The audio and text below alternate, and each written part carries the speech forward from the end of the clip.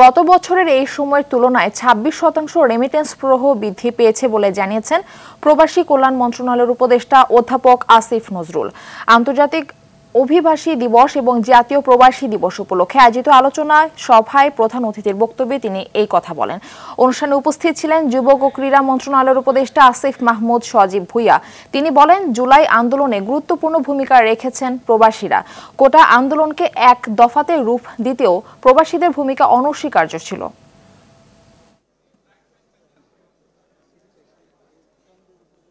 যে প্রবাসীরা সবচেয়ে বেশি পছন্দ করে ইসলামী ব্যাংকগুলোতে টাকা পাঠাতে, আর ফ্যাসিস্ট হাসিনা সরকার লুট করার জন্য বেছে নিয়েছিল ইসলামী ব্যাংকগুলোকে।